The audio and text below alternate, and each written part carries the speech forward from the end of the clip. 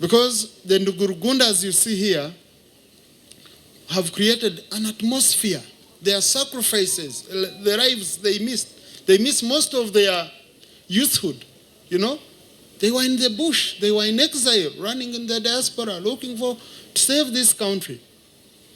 And the achievements they've registered, the peace we've gotten as a country, to the extent that now we export peace.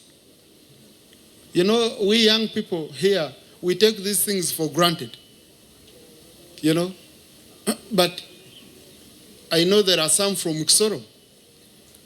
You must be looking across the border.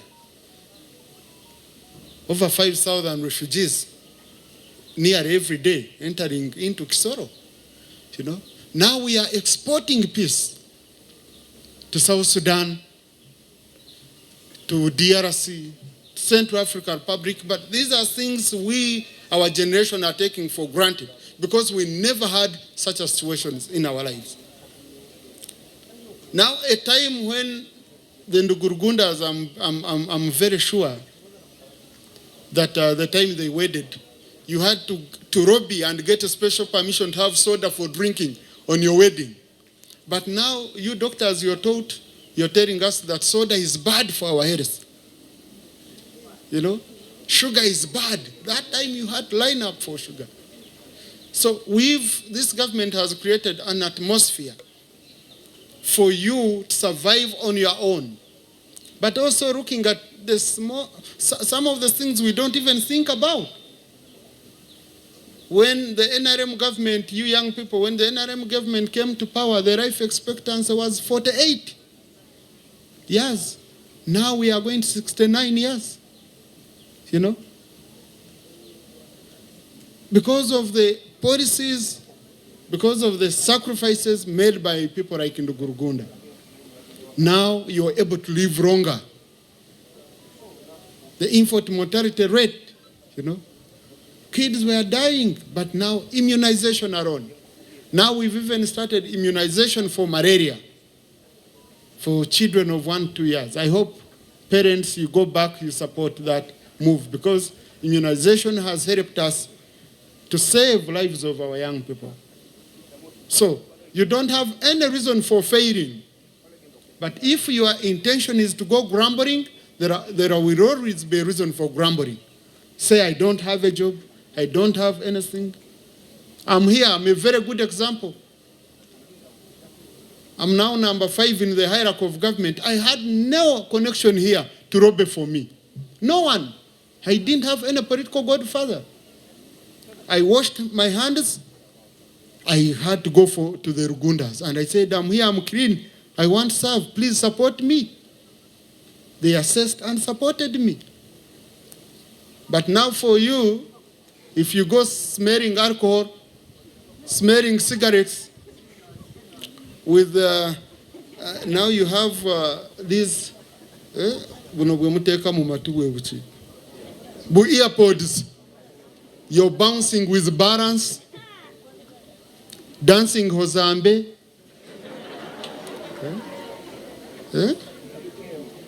Yeah, if that's what is driving you, that's a route. We have also a very safe route for you of going to clubs, bars.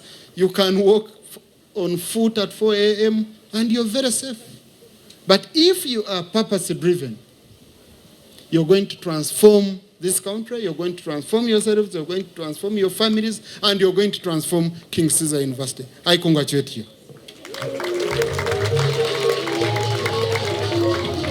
Wow, wow, wow, wow. A round of applause, ladies and gentlemen, as great performers takes back. Medical areas have reduced on their funding.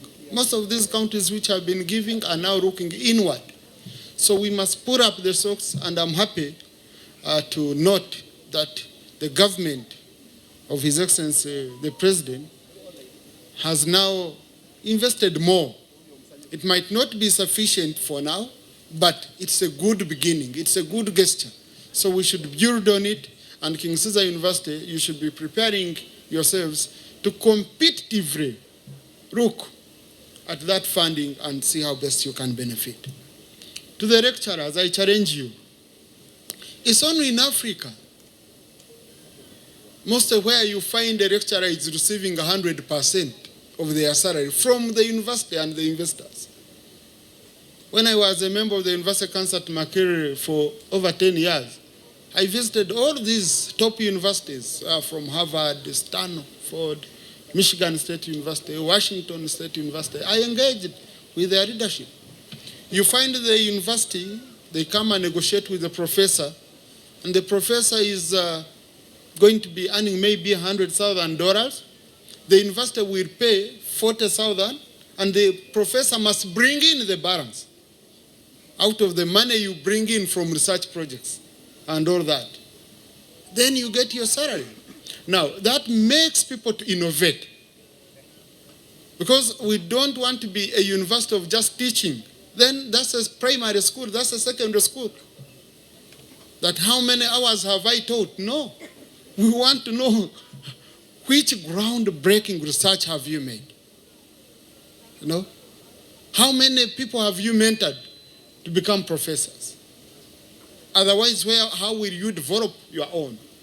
So as a university, as we look into staff development, I urge the staff to grow, invest more in groundbreaking research, to be mentors, and that's the only way we shall have a very lasting impact on society as an academic institution. For graduates, I know you might be asking yourselves now, after here, because you see you've been depending, you told your parents, no, sell your land, sell your goats, take me to school. Yes, now they need you to pay back by looking after them. So you might be saying, what am I going to do? What next?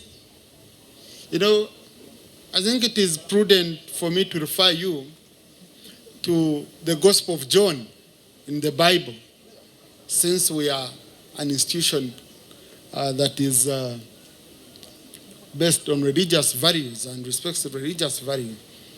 And we have a chairman council who narrowly missed being a priest in Dr. Baryomunsi.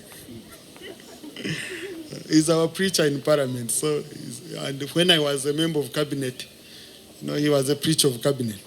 So he's very, very good on the Bible.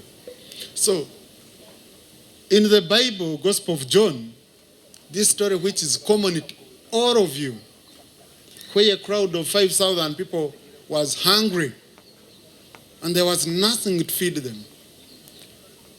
Only one boy, who is not even mentioned, the name is not mentioned, only one boy had 5 loaves of bread and 2 fish.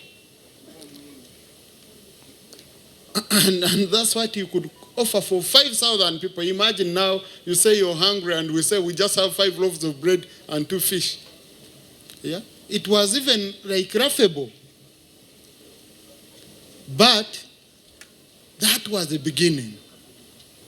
That's what Jesus got and turned into one of the greatest miracles in the Bible for us believers.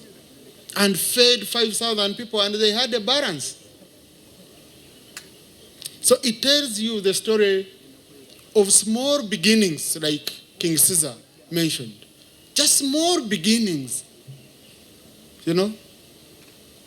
Small beginnings.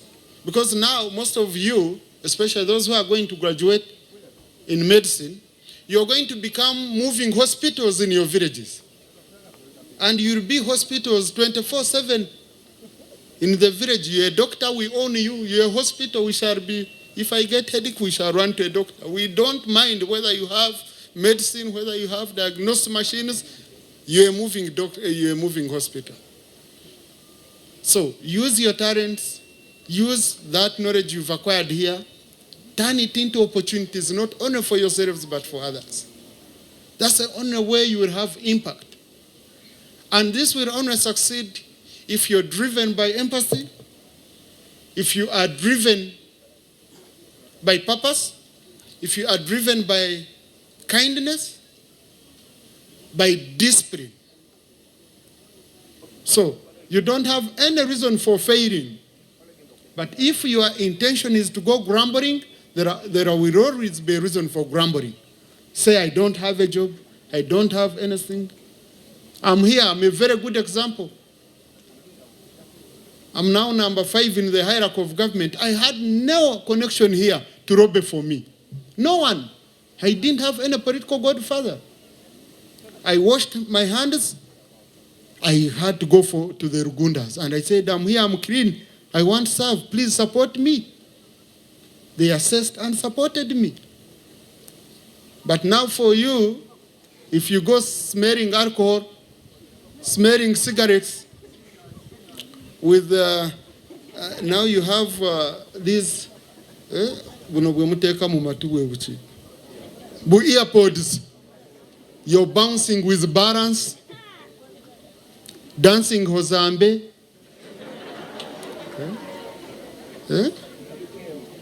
Yeah, if that's what is driving you, that's a route.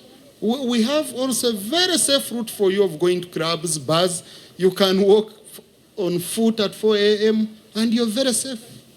But if you are purpose-driven, you're going to transform this country, you're going to transform yourselves, you're going to transform your families, and you're going to transform King Caesar University. I congratulate you.